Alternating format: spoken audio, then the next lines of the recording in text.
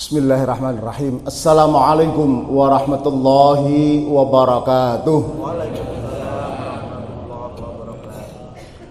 Alhamdulillah wassalatu wassalamu ala Rasulillah wa ala alihi wa sahbihi wa mawalah. Allahumma salli ala nabiyyina Muhammad wa ala alihi wa sahbihi wa sallim ajma'in. Bapak Ibu jamaah subuh Masjid Raudhatul Jannah rahimakumullah. Alhamdulillah, segala puji bagi Allah yang telah meringankan langkah kita hadir di tempat yang mulia, di waktu yang mulia, bersama orang-orang yang mulia untuk subuh yang mulia. Mudah-mudahan kemuliaan menyertai kehidupan kita, keluarga kita, dzurriyyah kita fid dini fid dunya wal akhirah. Amin ya rabbal alamin. Majelis taklim, sesederhana apapun, Allah tetap menghargai dengan cara mengirim para malaikatnya ikut hadir mengamini doa-doa kita. Karena itu senyampang dihadiri para malaikat, saya doakan mudah-mudahan panjenengan semua barokah dan panjang umurnya, berlimpah rezekinya, barokah dan solih dan solihah anak cucunya, dan semoga segera lunas hutang-hutangnya. Dulu paling panjang sepertinya kita senasib ini ya. Tetapi gak apa-apa, pepatah modern mengatakan hidup tanpa hutang ibarat malam tak berbintang, katanya begitu. Ada pepatah di zaman krisis yang baru, katanya yang membuat hati bergetar bukan jatuh cinta tetapi jatuh tempo, katanya. Dek dek dek begitu ya. Baik, jamaah rahimakumullah, izinkan pagi hari ini menyampaikan renungan tentang bagaimana spirit silaturahmi dalam keramahan atau kesalehan sosial. Jamaah rahimakumullah, Idul Fitri dalam angka. Presiden menggambarkan atau memperkirakan tak kurang 80 juta lebih manusia Indonesia selama Syawal yang lalu mudik bersilaturahmi. Tak kurang 230 triliun expenses, uang dibelanjakan untuk silaturahmi mudik dan halal bihalal.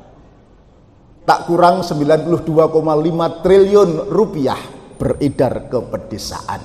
Dan itu dari tahun ke tahun sama. Pertanyaannya, apa yang sudah didapatkan dari semarak halal bihalal dan mudik itu?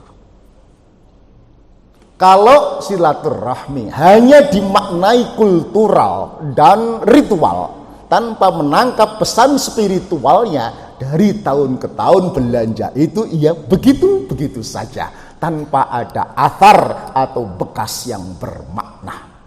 Lalu makna spirit itu apa? Diingatkan oleh Khalifah Ali, sahabat yang paling pintar, sampai dipuji oleh sebuah lagu, Ana Madinatul Alim wa aliyun babuha. Suara siapa itu? Kok enggak ingat? Suara saya gitu loh. Haddad Alwi ya. Kalau Nabi kotanya ilmu, Ali pintunya. Oke? Ali menyatakan, laisal aid man labisal jadid, innamal aid man aminal wa'id. Bukankah id itu ditandai dengan baju yang baru, tetapi ditandai dengan semakin iman kepada janji-janji Allah. Implikasi ya, laisal aid man labisal jadid, innamal aid man ta'atuhu tazid. Bukankah id itu ditandai dengan baju dan aksesori dan mobil yang serba baru, tetapi ditandai dengan peningkatan ketaatan kita kepada Allah, bukan peningkatan berat badan, ibu-ibu. Itu spirit yang harus kita tangkap. Oleh karena itu, maka spiritualitas itu dalam berbagai hal menjadi penting. Apa sih spiritualitas itu? Adalah kemampuan atau kompetensi menghadirkan Allah, tidak hanya ketika di masjid atau musola ketika iktikaf, tidak hanya ketika umroh atau sebulan panjenengan berpuasa, tetapi Allah hadir dimanapun kita berada, di keluarga, di tempat kerja, atau di jalan raya. Allah hadir. Ayatnya, idza sa'alaka ibadi anni fa inni qarib. Apabila hambaku bertanya tentang aku, katakan Muhammad, aku dekat dan hadir. Bahasa topnya adalah Allah as hidden stakeholder. Allah adalah stakeholder yang tersembunyi mengawasi bisnis kita, kerja kita, ya, kewenangan kita. Allah hadir. Nah, kalau tidak hadir, so far kita hanya dikenalkan kan primary stakeholder dan secondary stakeholder, betul? Allah itu tidak disebut dalam kerja bisnis. Makanya bisnis kemudian ke pemerintah pejabat ataupun ke politik, ya akhirnya tidak merasa Allah hadir. Yang terjadi ya tadi bal gedubal, buh ra ngerti hak, ra ngerti batal, buh haram, buh halal, buh kodok, buh kadal.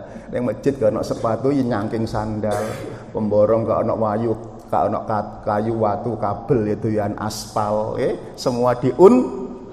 Nah itu orang Surabaya. Kalau Allah hadir, maka akan menjadikan sosok mukmin yang tangguh, survival, gak gampang mengeluh, gak sambatan dengan ridho Allah Subhanahu wa ta'ala. Narasinya kira-kira begini. Iman itu artinya percaya, betul? Maka orang yang beriman adalah sosok yang pede, percaya diri, bukan sombong. Aku kok boten. Pedenya karena punya Allah yang hadir, Allah yang membacking kita, yang perkasa kuat dengan Asmaul Husna. Pede menghadapi masalah apapun, dimanapun dan kapanpun. Pede menghadapi masa lalu, namanya syukur. Pede menghadapi masa depan, namanya optimis ataupun sabar. Kalau ada orang beriman kok tidak pede, ada something wrong dalam keberimanannya.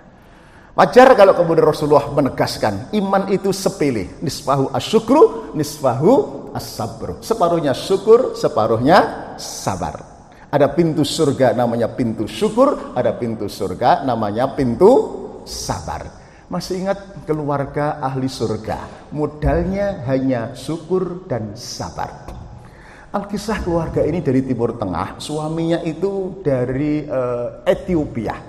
Orang Ethiopia itu kulitnya hanya dua, kalau nggak hitam ya hitam pol gitu. Yang putih cuman giginya sama matanya kelop begitu. Tapi beruntung istrinya putih cantik dari Palestina. Saking cantiknya sang suami ngelihatin terus kemanapun istrinya pergi sampai salah tingkah. Lalu bertanya, ngapain toh Pak? Kok kamu lihatin terus begitu? Kata suaminya, apakah aku tidak boleh menjadi suami yang bersyukur? Ingatasi saya, seitem ini kok dapat jodoh secantik kamu. Kata istrinya, alhamdulillah Pak, mudah-mudahan ini menjadi tiket kita berdua masuk surga. Papa masuk surga lewat pintu syukur, sedangkan saya masuk surga lewat pintu sabar. Sabar seperti bojo wireng welek gitu. Medit ngamuan bisa. Pesan moral buat ibu-ibu di belakang, barangkali ada yang bernasib sama dengan ibu Palestina tadi gitu. Ya, bojo gapatek ganteng, melit ngamplengan gitu. Pesan moralnya sama Bu, disyukuri, disabari, diopeni, ditelateni nggih. Nek ijik ngamuan jarno wae, kok mati-mati dhewe. Guyon. Baik. Spiritualitas adalah menggali nilai makna, ya, bahwa silaturahmi bukan hanya ritual dan kultural, bukan hanya budaya ya mudik begitu ya, tetapi sekali lagi bermakna spiritual dalam keramahan dan kesalehan sosial. Pesan detailnya termaktub dalam Ali Imran 134, ya, sebut dengan ayat halal bihalal katanya begitu. Alladzina yunfiquna fis sarra'i wad dharra wal kadhiminal ghaidha wal 'afina 'anil nas wallahu yuhibbul muhsinin. Allah mencintai orang-orang yang seperti ini. Kalau Allah mencintai kriteria orang seperti ini, hampir pasti tetangga, teman kerja, atasan, bawahan, anak buah juga mencintai orang-orang yang seperti ini. Sepakat? Cirinya adalah alladzina, orang-orang yang yunfiquna, selalu memberi, berbagi, berkontribusi dalam keadaan lapang maupun sempit. Yunfikuna, asal katanya nafak, itu terowongan. Nafak muaisim, terowongan muaisim yang ada di Mina. Itu munafik itu isim fa'il, orang yang punya dua mulut seperti terowongan. Gitu ya. Lalu yunfikuna, mukmin ini harusnya berperilaku seperti terowongan, penyalur, distributor kebaikan Allah. Punya rezeki, bagi rezeki, punya kesehatan pikiran, menolong, membantu orang, ya, punya hati bersimpati, berempati, punya kesalahan minta maaf atau memberi maaf. Rentang nilai silaturahmi itu memberi dalam arti yang seluas-luasnya. Tidak hanya secara umum memberi materi. Memberi materi yes, ya. Kemarin sudah zakat fitrah, betul? Setelah itu zakat mal, infak, sedekah, betul? Namun ketika situasi krisis ekonomi pasca pandemi masih mencekam, buktinya kita bisnis, kita jualan apa-apa gak laku-laku, sing tuku gak teko-teko, sing teko gak tuku-tuku, gitu. Delok tok, begitu ya. Maka jangan berhenti dan lelah untuk berbuat baik, untuk memberi, berkontribusi. Kata orang bijak, gunung tak harus serba tinggi, yang penting tanda petik ada dewanya. Sungai tak harus serba dalam, yang penting ada naganya. Hutan tak harus serba lebat, yang penting ada harimaunya. Manusia hidup tak harus serba hebat, yang penting ada manfaatnya. Khairun nas anfa'uhum linnas. Ada prestasi, ada prasasti, kebaikan yang ditinggalkannya. Karena itu Allah menyediakan rentang makna spirit silaturahmi itu luas sekali. Kalau materi lagi nggak ada, sekali lagi, cobalah memberi dengan bantuan pertolongan. Nek bahasa desa entengan tulung lian. Ini keramahan sosial. Almarhum bapak saya menasihati, "Le, nak, besok nek pengen selamat uripmu dunia akhirat, sing entengan tulung liyan yo le, ojo perhitungan." You know perhitungan? Jangan transaksional. Kalau orang yang kau bantu kok gak ngerti balas budi, gak usah ngarep, nak. Allah gak sari. Allah akan menggerakkan tangannya orang lain untuk menolong kamu. Betul? Sekarang hidup di kota kan macam-macam, Bu nggih. Ada tetangga yang kita beri jajan sak piring. Wis gak matur nuwun, piringnya malah gak dibalik-balik nih. Wonten ngenten niku, Bu. Tiangnya dugi. Ya Allah. Gak usah ngarep, nak. Allah gak sari. Kalau orang itu, kalau gak ada orang nolong kamu, gak usah risau. Ya. In ahsantum li anfusikum wala in asatum falaha. Dibaca oleh imam rakaat pertama tadi. Kebaikan itu enggak akan kemana-mana, kembali kepada panjenengan. Nanti Allah akan menggerakkan tangannya orang lain untuk menolong anak cucu. Yakin? Kok sing mburi gak patek yakin ngono kita. Yakin? Loh, nek mboten yakin mboten tembus niki gitu.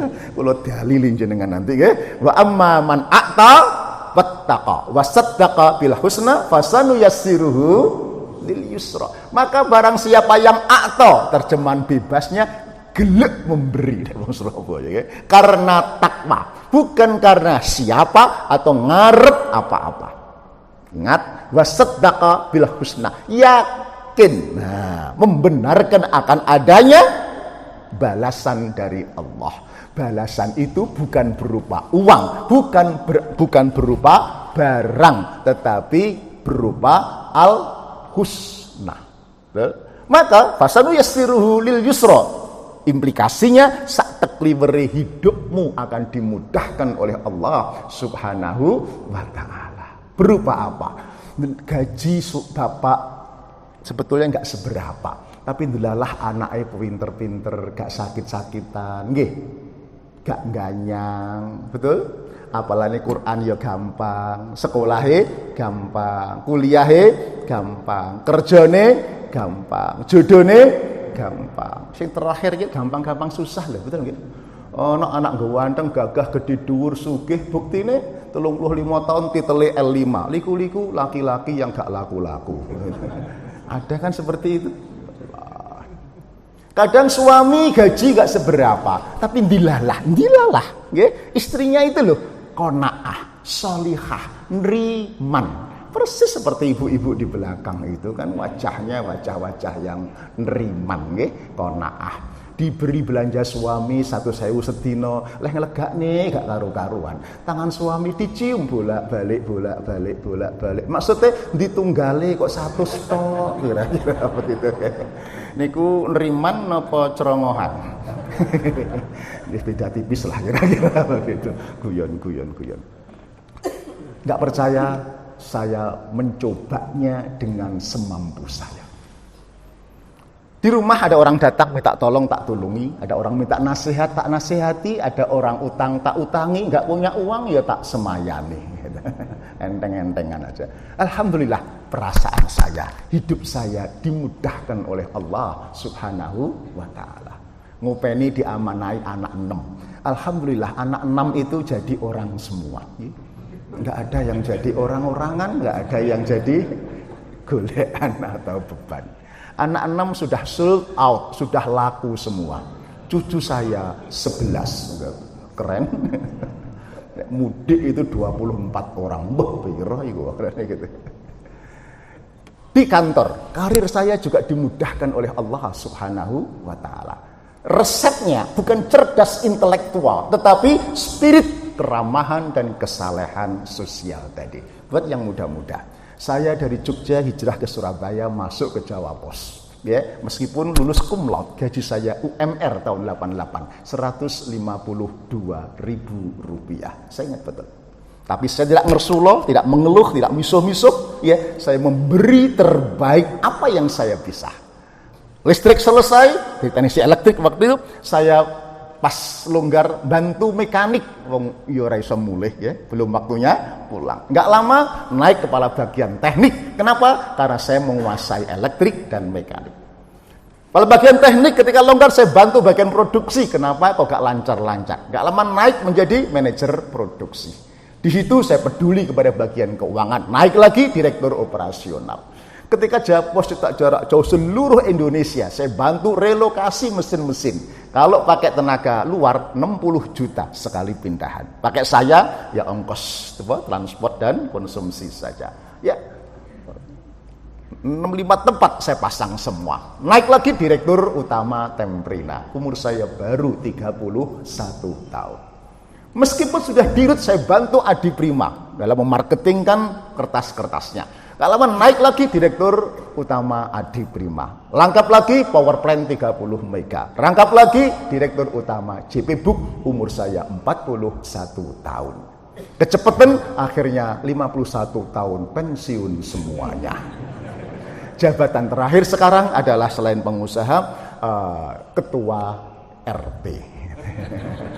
Rada ngenyek itu jabatan yang gak pernah diperebutkan ini. Mundur kabeh biasanya. RT saya kecil tapi keren karena bertabur bintang. Ada polisi jenderal bintang 2 ya, Kapolda Pak Iqbal sama Pak Nasim. Ada Wakasal jenderal bintang 3 aktif Pak Ahmadi Heri. Anda bisa bayangkan kalau sebuah RT warganya saja bintang 3, kira-kira Pak RT-nya bintang berapa? Bintang 7 alias mumet gitu. Pusing. Baik.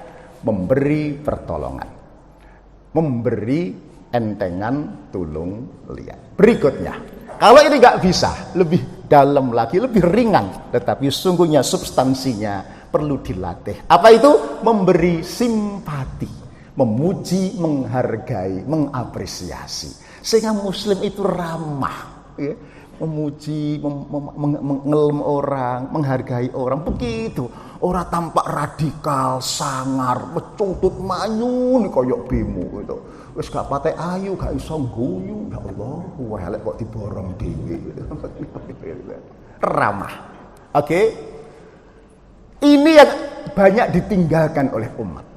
Padahal Rasulullah memberikan contoh, ya, entengan memuji orang, termasuk istrinya. Tiap hari dipuji dengan panggilan pujian, yaitu ya Humairah, wahai yang pipinya merah delima. Betul? Mak-mak milenial telah mencoba meniru Aisyah, pipinya dimerah-merah dengan blush on. Kadang-kadang kemerahan, kadang-kadang gak roto bisa.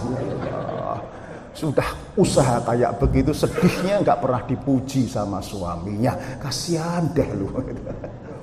Bu, bapak, lebih parah lagi teman saya rada kebacut ya. Istrinya itu jelas-jelas minta dipuji.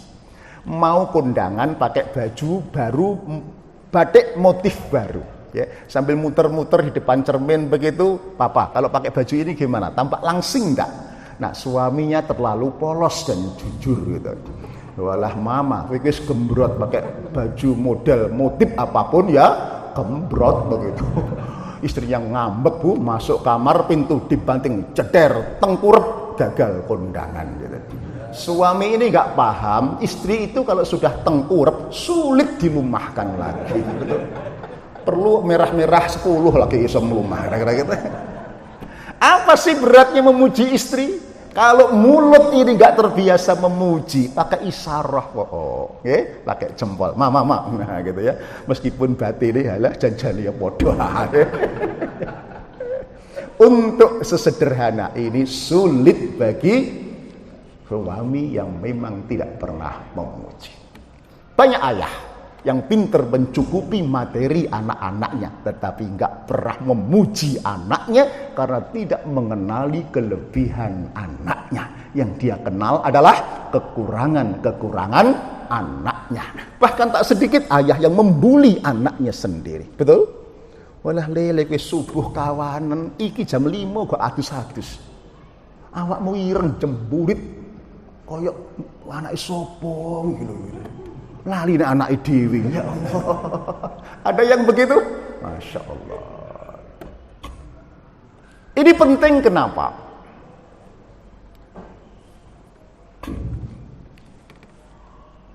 Leadership effectiveness, ya, kepemimpinan yang efektif di rumah, di kantor, ataupun di masyarakat, itu dengan teori yang baru oleh Lieberman adalah lead by heart, manage by head. Memimpin dengan hati, mengelola dengan akal budi. Ya, dengan hati itu apa? Care, memuji, menghargai. Yang kedua, meaning attribution. Ya, memaknai setiap peristiwa. Itu kurva efektivitas leadershipnya naik terus. Model lama, eksekutif kontrol, ya, seneni, perencanaan, ngamuk-ngamuk, itu kurvanya lengkung.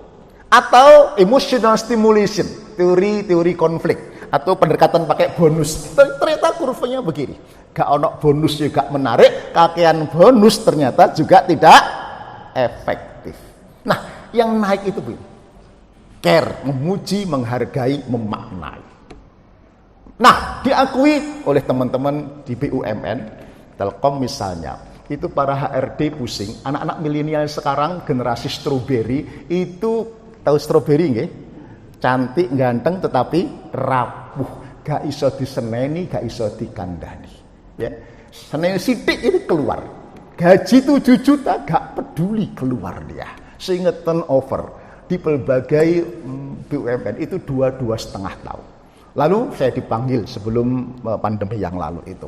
Apa yang terjadi? Saya sampaikan Lieberman ini. Untuk membuktikan silahkan dicek. Yang keluar banyak, tetapi yang tinggal kan juga ada. Tanyakan anak-anak Telkom, milenial, yang engage, yang loyal, yang tidak keluar. Alasannya apa? Gaji atau yang lainnya? Betul, ternyata mereka engage, loyal, bukan karena gaji, tetapi ketemu atasan langsung, supervisor, yang piawai memuji, menghargai, mengapresiasi. Kalaupun perintah tidak langsung perintah, tetapi dipuji dulu, ya, baru diberikan challenging. Dek, kamu itu loh kerja biasa-biasa tok loh, naik omsetmu sudah 15%. Coba kalau sedikit fokus, tulus, pasti tembus 30%. Dipuji, diberikan challenging. Betul, disurvei oleh Dale Carnegie, berapa kali minta dipuji? 65% minta dipuji sekali sehari, sisanya 35% minta dipuji 2 kali sehari.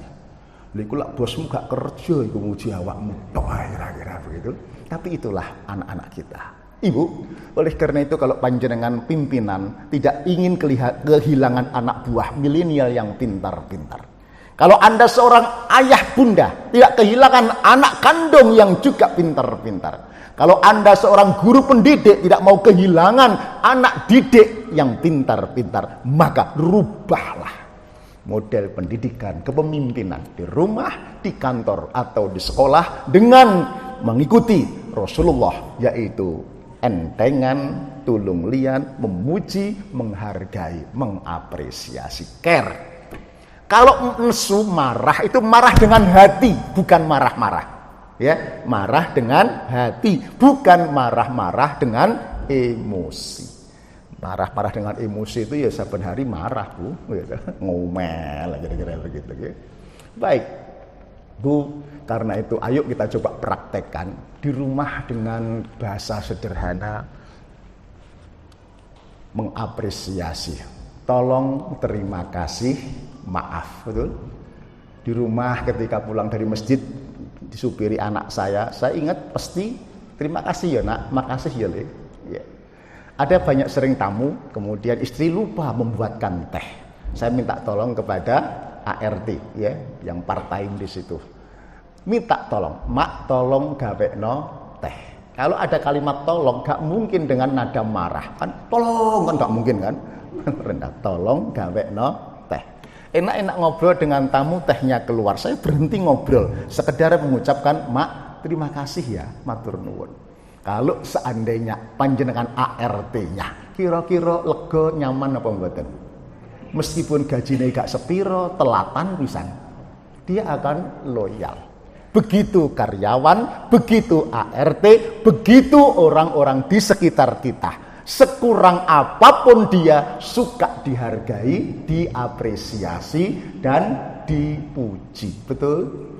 Apalagi tonggo teparo, Bu, saya sudah mempraktekkan. Iya? Sebagai Pak RT kan sering diteri. You know diteri? Dikirimi ini loh. Nek ada melahirkan anak mesti akikoh standarnya, nggih. Lalu tak sate guling. Tidak hanya berterima kasih, saya WA lho sepiro abote.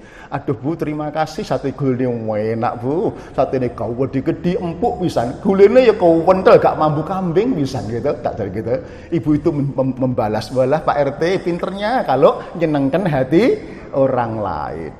Bu notaris itu kemanapun dia pergi selalu ingat Pak RT. Bener. Ke Lumajang saya dibelikan pisang tanduk, dia ke Batu saya dibelikan jeruk, dia ke Sarangan saya dibelikan kerupuk, kira-kira begitu ya. Renes apa renes? Satu orang. Karena warga seket kan lumayan bisa mengurangi anggaran. Ya. Modalnya apa? Memuji, gak membayar. Itulah kata orang, giving is receiving. More you give, more you get. Memberi hakikatnya menerima. Semakin banyak engkau memberi, semakin banyak engkau menerima. Ini bukan teori baru. 15 abad yang lalu Rasulullah sudah menegaskan, hal jazaul ihsan illal ihsan. Ar-Rahman gitu. Tidak ada balasan kebaikan kecuali dengan kebaikan. Ke anak begitu, keluarga istri begitu, ke tetangga begitu, ke anak buah begitu. Insya Allah orang-orang yang di sekitarmu akan berkesan. Pak, inilah pemimpin inilah ya. Saya loyal, gak digaji sepiro, tetapi saya dihargai, diapresiasi. Ya. Saya sering dimarahi pimpinan, tapi marahnya itu dengan hati, ngeman ke saya, kira-kira begitu. Maka saya tetap tawadhu. Begitu gaya kiai-kiai dulu, begitu para sahabat, begitu Nabi mencontohkan kepada kita semuanya. Lanjut ayat berikutnya. Wal kadhiminal ghaidha, menahan amarah, ojo ngamuan. Nggih. Resepnya adalah memberi empati. Empati itu if I were you, jika seandainya aku jadi kamu. Orang tua kita berpesan, nak urip sepisan nang donya bebrayan, ojo podo gelek ngamuan. Nggih. Sing sapa gelek ngamuan biasane budal disian. Nggih. Budal teng pundi? Kuburan, betul. Nggak percaya? Survei membuktikan laki-laki harapan hidup di Indonesia lebih pendek ketimbang wanita. Laki-laki rata-rata 65 tahun Indonesia, wanita tembus 75 tahun. Nggak percaya? Di rumah ibu mertua saya di Sewulan, Masjid Basyariah sampai Gapura depan itu hampir 1 kilometer, satu gang itu rondo kabeh. Gang rondo ya. Tapi tuwek 80 tahun begitu. Kemana suaminya? Berangkat duluan. Kenapa berangkat duluan? Konon, satu karena laki-laki ngamuan, marahan, emosian. Yang kedua, laki-laki terlalu sering diomeli sama istrinya. Maka nih cepet mati. Bu, kalau ngomel dengan suami jangan dihabis-habiskan hari ini. Pesan televisi, to be continue for tomorrow. Supaya bapak umurnya rodok. Ngapunten, Hakim berpesan, kalau ada orang hidup mas pensiunan kok cek ngamuan, pertanda tambahnya ilmu tidak sepadan dengan beban masalah yang dihadapi. Betul? Ngopeni anak putu angel, golek duit angel, ya? Kok gak gelem ngaji, gak maca buku, gak sinau, gak diskusi, gak ngungsi kawruh. Betul? Makane eneke ngamuan. Betul? Untuk menutupi kekurangan dan kesalahannya. Itu sudah manusiawi di mana-mana begitu. Baik. Resep untuk tidak ngamuan itu berempati. Alkisah. Di zaman Khalifah Umar, ada seorang sahabat yang tiap hari diomeli sama istrinya. Takut KKDRT, kemudian suami ini konsultasi kepada Khalifah di rumah Umar yang sederhana. Mau ngetok pintu nggak jadi. Kenapa? Dia dengar di dalam rumah. Ternyata Khalifah Umar yang gagah berani, setan saja takut, itu juga sama diomeli sama istrinya. Dan Umar tidak membalas, tidak membentak, ya, tidak marah. Persis seperti bapak-bapak di sini kalau sedang diomeli sama istrinya. Gitu. Tawadu begitu. Lalu dia balik kanan. Baru beberapa langkah Khalifah Umar keluar. Sahabat, balik.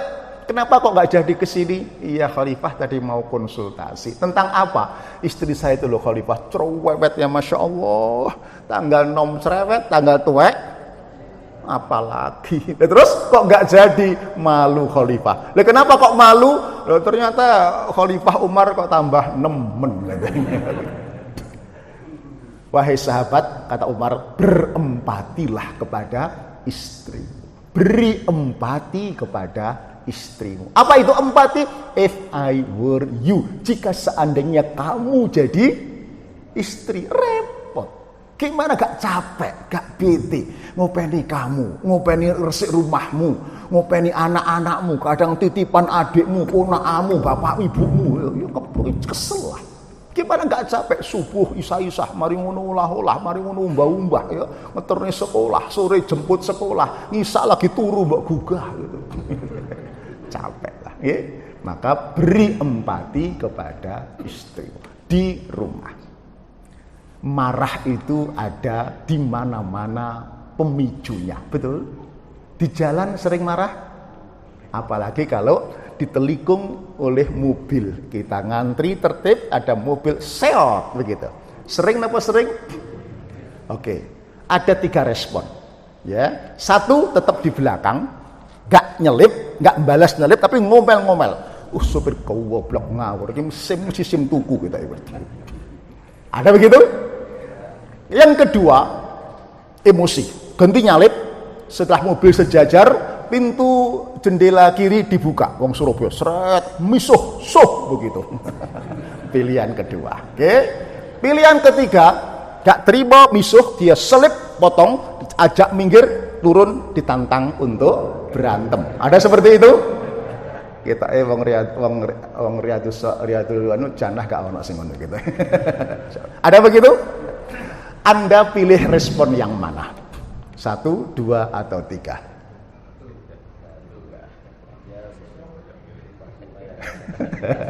Bingung ya? Atau nomor 4? Apa itu? Di belakang tapi gak ngomel-ngomel, ridho ikhlas. Bisa? Bisanya gak mantep belas. Mikir. Saya tahu, maunya begitu tapi angel.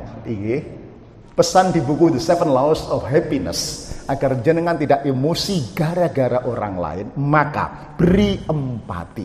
Caranya, asumsikan bahwa orang yang nyalip Anda tadi adalah sopirnya seorang suami sedang membawa istrinya hamil 9 bulan pembukaan 5. Kayak roh-roh pembukaan 5 kaya apa? Wis pokoke ngono kuwi lah gitu. Kalau tidak buru-buru ke rumah sakit, berkemungkinan melahirkan di kendaraan dan membahayakan. Ustadz, alumni itu, asumsi itu kan belum tentu benar, tidak penting benar atau salah. Toh sekedar asumsi. Yang penting dengan asumsi tadi, panjenengan rela dia nyopir nyelip rodok biayaan. Dan dengan rela itu Anda tidak perlu marah. Bayangkan kalau Anda marah, digawe jero, kemudian emosi berabak, punya tekanan darah tinggi, pecah tek mempet begitu. Sing rugi sapa? Yang nyelip bablas angine ada kesakitan karena terserang stroke. Aduh, semacamnya. Mungkin begitu? Sangat mungkin. Karena itu ayat wal kadhiminal ghaidha sederhana, satu kata atau dua kata, tetapi angel. Setuju? Nah, sulit laksanakannya. Yang lebih sulit lagi yang terakhir, paling sulit, yaitu apa? Wal afina anin nas, memberi maaf kepada sesama manusia. Dalam buku itu, ini memberi paling sulit ibu-ibu, lebih sulit ketimbang memberi materi, memberi simpati, memberi empati, menolong orang. Tersulit memberi maaf. Kenapa? Karena bertentangan dengan karakter dasar manusia, kalau disakiti membalas dulu, baru memberi maaf. Betul? Membalas. Maka yang paling banyak membalas. Raja-raja dulu membalas kematian, masih ingat? Itu sejarah. Oke. Terbanyak kedua, tidak membalas tapi tidak memaafkan. Kenapa tidak membalas? Judul lagunya adalah Aku Tak Berdaya. Mak-mak biasanya. Oke, Bu, kalau jenengan tidak membalas tapi tidak memaafkan, enggak balas enggak apa-apa, maafkan. Tapi jangan tidak memaafkan, menyimpan benci dan dendam. Betul? Sepanjang panjenengan menyimpan benci dan dendam, itu berarti kata Dr. Jelat J. Kampolsky, Anda menyimpan bibit penyakit yang mematikan. Ya, kemeng-kemeng di leher, kemudian di pundak, ya, asam lambung naik, biasa nggih? Borok yang tak kunjung sembuh, borok menaun, ya. Tekanan darah tinggi, depresi, ya, deg-deg jantung, kemudian cepat mati biasanya. Ya, itu. Bahkan dokter ini membuat 30 healing center seluruh Amerika Serikat, laris manis. Metodenya tunggal, yaitu rela memaafkan. Ya Allah, satu ayat rela memaafkan butuh 30-40 healing center untuk sekedar ikhlas memaafkan. Betapa sulitnya. Nah, kenapa orang mengira memaafkan itu melupakan? Tidak. Memaafkan itu bukan melupakan, tetapi menerima, memaklumi, memahami kenapa itu harus terjadi. Sekurang, sejahat, sesakit apapun masa lalu tidak dilupakan, tetapi untuk pelajaran agar kita move on lebih baik lagi. Ya, kalau mau keluarga move on, digambarkan seperti mobil. Perhatikan mobil, kalau sopirnya mau maju, lihat spion sebentar, tung tung, lihat kaca depan, injak gas, maka mobil akan move on, maju. Kalau ada sopir kok lihat spion terus kanan kiri, mobil itu mau maju atau mau atret? Kira-kira mau mundur atret. Ayah bunda, pimpinan keluarga kok ndelok spion terus. Maksudnya ngundat-ngundat ngundomono, you know, mengungkit-ngungkit sakit masa lalu. Aku mbiyen mbok janjeni perumahan mewah, saiki mepet sawah. Aku mbiyen segala-galanya kan gitu ya. Ngundat-ngundat terus. Maka saya gambarkan supir yang delok spion terus. Keluarga itu tidak untuk move on, tetapi untuk mundur dan mungkin bubaran. Betul? Itulah maka filosofi kenapa kaca spion dibuat kecil, jauh lebih kecil ketimbang kaca depan. Maksudnya masa lalu terlalu kecil untuk dibesar-besarkan. Betul? Masih ada kaca depan yang besar, maju, move on bersama Allah. Itulah makna innallaha ma'as sabirin. Itulah makna wa basyiris sabirin. Berilah berita gembira kepada orang-orang yang sabar. Terakhir, jamaah rahimakumullah, karena berat ini maka pahalanya adalah surga. Al-Kisah, Rasulullah sedang berdiskusi dengan para sahabat utama di Masjid Nabawi. Tiba-tiba seseorang masuk. Spontan Rasul bersabda, "Hadza min ahli jannah." Orang ini ahli surga. Semua wajah menoleh. Orangnya tidak dikenal dan tidak terkenal. Namanya pun di hadis itu tidak disebutkan. Okay? Kemudian lain hari begitu lagi. Ada orang masuk. Hadza min ahlil jannah. Semua sahabat menoleh. Loh, wong iku meneh gitu-gitu. Ketika begitu lagi, noleh. Loh, wong itu meneh. Ndelok prejengane gak pantes ahli surga. Lalu kemudian sahabat penasaran. Abdullah bin Amir lalu meneliti, ya, amalan apa yang membuat si fulan ini dijamin masuk surga oleh Nabi.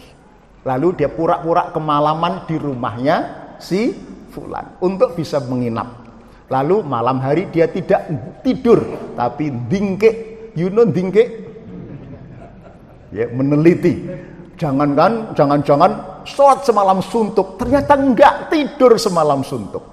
Ya bangunnya podo jam 3 ngaji tahajud biasa-biasa saja. Diperpanjang 3 malam, gak ketemu amalan istimewanya. Sebelum pulang dia pamitan, sebelum pulang dia si fulan, saya sebetulnya tidak kemalaman di sini. Lalu terus saya itu pengen meneliti amalan apa yang antum lakukan, kok disebut antum ahli surga. Masa iya? Iya. Dia juga gak percaya. Nothing so spesial yang saya amalkan, saya gak tahu apa ya. Oh mungkin ini. Apa itu mungkin ini? Si fulan tadi, ibu, sebelum tidur, setiap hari sebelum tidur, perhatikan, dia ingat-ingat siapa yang hari itu menyakitkan hatinya, bencekno, ya, menyalahi dia. Malam itu tanpa diminta ia maafkan. Tanpa diminta dia maafkan setiap malam. Ibu bisa nggak usah jauh-jauh, memaafkan suami dulu saja. Setiap. Yang kedua, si fulan ini saudagar di pasar. Ketika laris dagangannya, sebelum pulang dia berhenti mendoakan teman-teman di pasar agar segera laris jualannya, segera pulang ketemu keluarganya. Nggak ada benci, nggak ada iri, nggak ada dengki. Tidak sebaliknya. Aku tak mulai dhisik ya kapok gak payu ayo teko sesuk gak payu barang. Kan mental saudara kan harus seperti itu, betul ya? Nyukur kok nyukur nih, tapi nyukurnya Bang Jawa ya. Enggak begitu. Mendoakan, ikhlas mendoakan. Bayangkan kalau semua karakter saudagar, karakter pejabat, pemimpin partai politik seperti ini. Subhanallah, betapa Islam itu rahmatal lil alamin. Gak ono kok Muslim itu sangat radikal, intoleran. Mana contohnya? Gak ada kan? Ada itu beberapa orang yang Islam radikal nggawa bom, urung karuan ketemu nggawa bom. Kalaupun ada katakanlah 25-20, itu nek dibagi 200 juta mukmin di Indonesia itu 0,00001%. Gak bisa digeneralisir pakai telaah kajian ilmiah manapun. Apalagi kalau cerita terakhir ini, ingat bagaimana sosok Rasulullah Muhammad sallallahu alaihi wasallam. Terakhir ketika Fathul Makkah, masih ingat? Rasulullah bersabda, siapa yang masuk Masjidil Haram dijamin aman. Siapa yang masuk rumahnya Abu Sufyan dijamin aman. Panjenengan tahu siapa Abu Sufyan? Tokoh kafir yang sepanjang hidupnya pengen membunuh Nabi. Tidak hanya pengen, Hindun istrinya, Wahsy budaknya membunuh Hamzah dan memakan hatinya paman Hamzah. Orang apa coba? Manusia sebiadab ini ketika Rasulullah di atas angin menang telak, ya, tidak hanya dimaafkan, dimuliakan, rumahnya disejajarkan dengan Masjidil Haram. Coba nek sing mimpin Fathul Mekah saya atau teman-teman Madura, tak entek nih dhisik dhewe. Betul enggak kira? Rasulullah yang mimpin, dimaafkan. Sejak itu enggak ada balas dendam, ya. Betul? Sejarah ini kan sejarah balas dendam. Ingat keris Ken Arok apa namanya? Kan dede sok bojone mpu gandring itu keris balas dendam, betul ya? Bunuh ini. Raja, kaisar, sultan semua begitu. Dengan akhlak Rasulullah selesai peradaban balas dendam. Mestinya begitu. Itulah disebut dengan bahasa pesantren saya, menang tanpa ngasorake, ngluruk tanpa bolo, paweweh tanpa kelangan. Kok mantuk-mantuk ngertos jenengan? Kok mantuk-mantuk? Menang tanpa merendahkan, betul? Malah memuliakan Abu Sufyan, ngluruk tanpa bolo, Fathul Mekah tanpa bala tentara bersenjata, paweweh tanpa kelangan, memberi tanpa kehilangan. Memberi apa? Memberi maaf. Ibu, sudah waktunya habis, mohon maaf, saya juga harus meluncur ke Pacitan jam 10, nanti ada pertemuan di sana. Mudah-mudahan renungan sederhana singkat ini bermanfaat adanya. Rabbana atina fid dunya hasanah wa fil akhirati hasanah wa qina adzabannar wa qina jannata ma'abrar ya aziz ya ghafar ya rabbal alamin. Allahumma inna nas'aluka nafsan mutmainnah tu'minu bi liqa'ika wa tardha bi qada'ika wa taqna'u bi ata'ik. Allahumma ja'alna dunyana fi aidina wa la taj'alna fi qulubina wa la taj'al fi qulubina ya Allah. Yassir wa la tu'assir, yassir umurana ya Allah. Allahumma rzuqna al-ikhlas was-siddiq fil qawli wal amal. Subhana rabbika rabbil izzati amma yasifun wa salamun alal mursalin walhamdulillahi rabbil alamin. Assalamualaikum warahmatullahi wabarakatuh.